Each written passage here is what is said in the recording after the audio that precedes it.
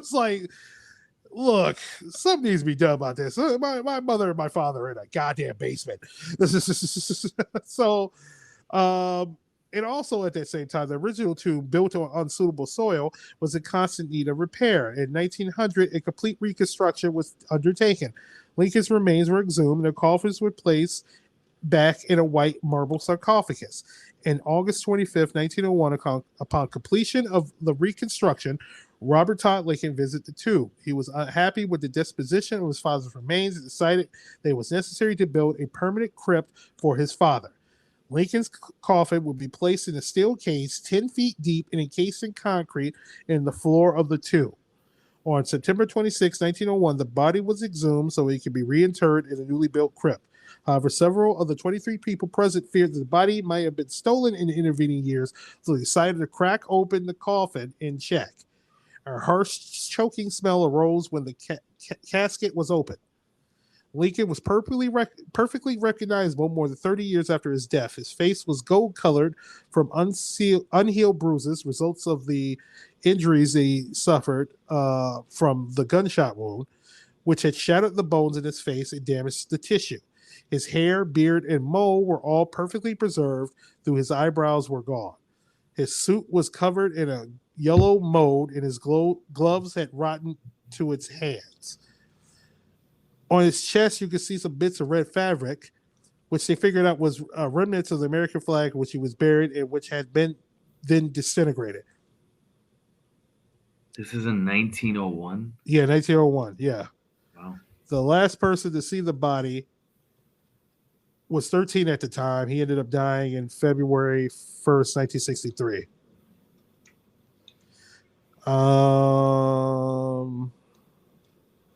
Yeah.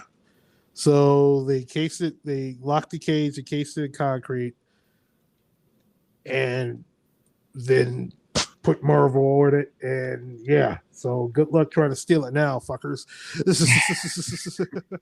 And his wife and most of his kids, except for Robert Todd, are buried in the room adjacent to him. They're sort of kind of in a wall. Mm-hmm. And Marvel's put over that. Only Robert Todd is not buried there. He's buried at Arlington Cemetery. I'm glad they were able to finally let the guy rest in peace, man. Yeah. So finally he gets to rest in peace. Wow, that's an interesting fact. Yeah. So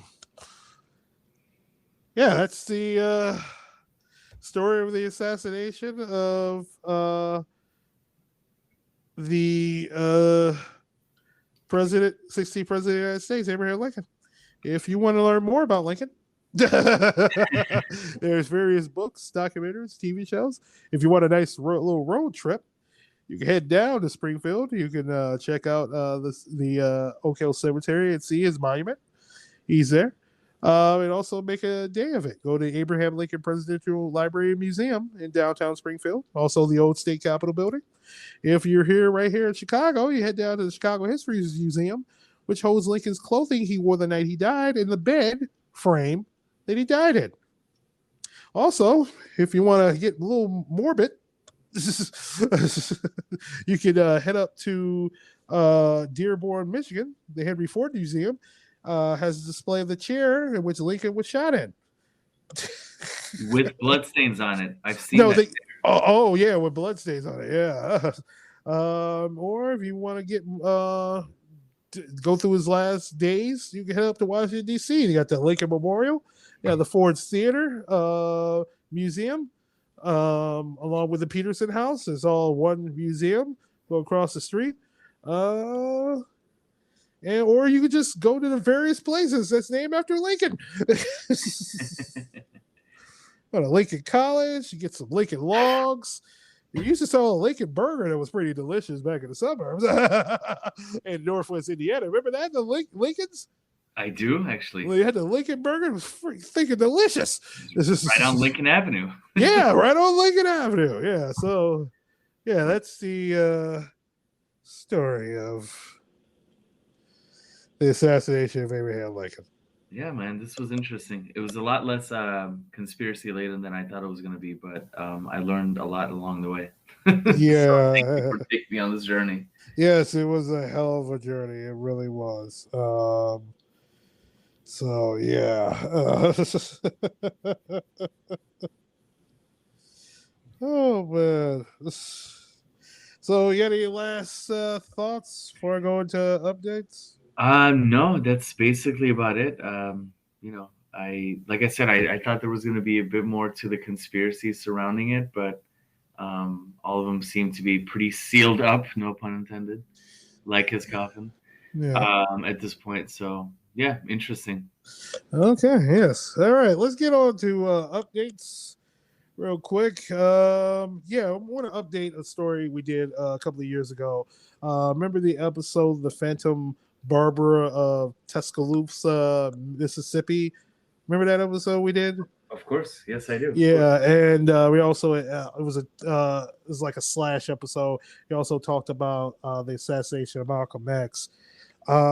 Just recently, two of the men who were part of the Nation of Islam at the time, who was convicted for the murder of Malcolm X, Muhammad Abdul Aziz, formerly known as Norman 3X Butler, and Kalal Islam, who was then known as Thomas 15X Johnson, were recently exonerated for the murder of Malcolm X.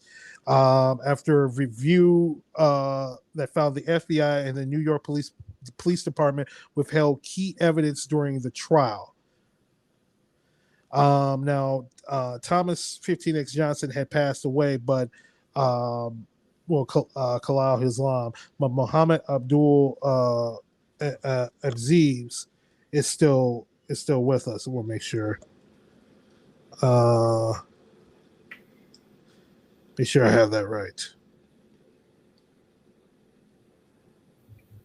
Yes, he is still with us as long as the other guy that was convicted for the murder of Malcolm X, Thomas Hagen, who was now known as Muhammad Abdul Halim.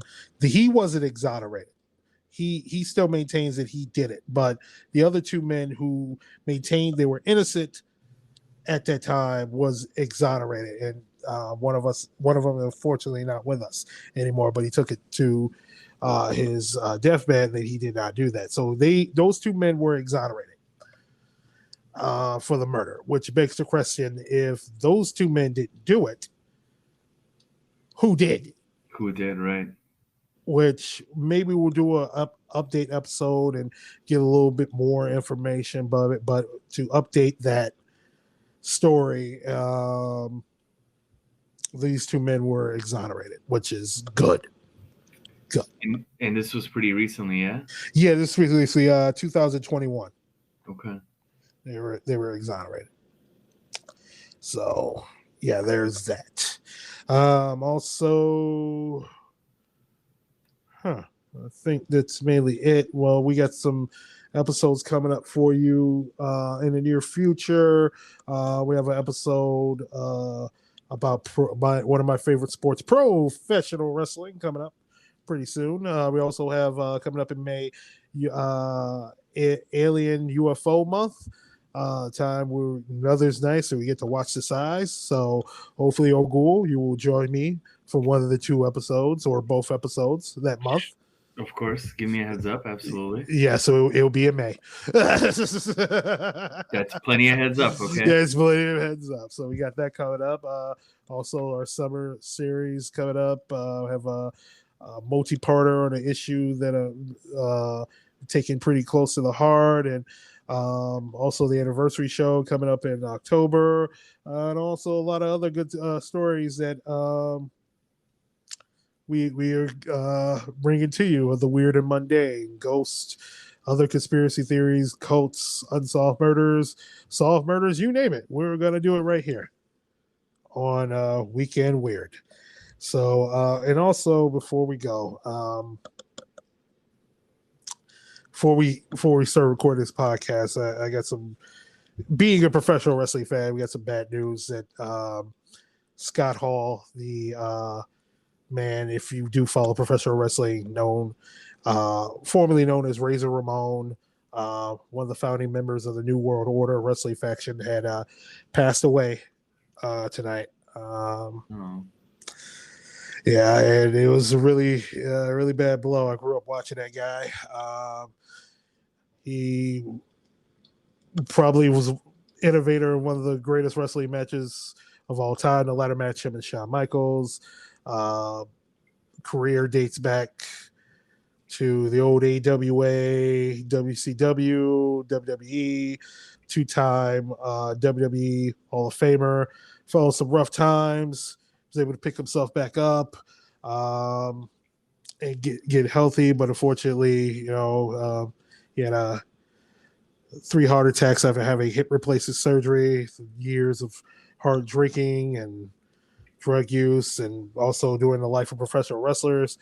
Or a wrestler out there 300 days out of the year working. It caught up to him, but glad he was clean at the end, and he was one of the coolest professional wrestlers out there. I actually met him a couple of years ago at a wrestling convention, and I wish I had grabbed a picture with him because I was walking past him and I told him, I was like, hey, I don't want to bother you, but I'm a huge fan. I've been a fan since I was a kid. I just want to thank you for entertaining me all these years. He looked at me, he's like, thanks very much, man. Shook my hand. And I was on my way. I didn't want to bother him, but we lost a legend tonight. So to quote him, I'm quoting him, you got to keep fighting on. Like, tough times don't last, but bad guys do. So rest in peace, Scott Hall. Rest in power. Yeah, sorry to hear that, man. Yeah, it's really bad. But we're gonna keep powering on because that's what we gotta do, because we don't know when every day will be our last. Kind of like Lincoln. I don't want to die. Yeah, I don't want to die in the theater. So thank you, Ogul. Thank you for doing this. Hopefully you'll come back for more episodes. Don't be a stranger, please. Right. So for myself, RedNick and Ogul, we thank you for listening to Weekend Weird. We'll see you next time. But most importantly, stay weird, because being weird is really cool. We'll talk to y'all soon. Have a good night. Bye-bye. Thank you. Bye.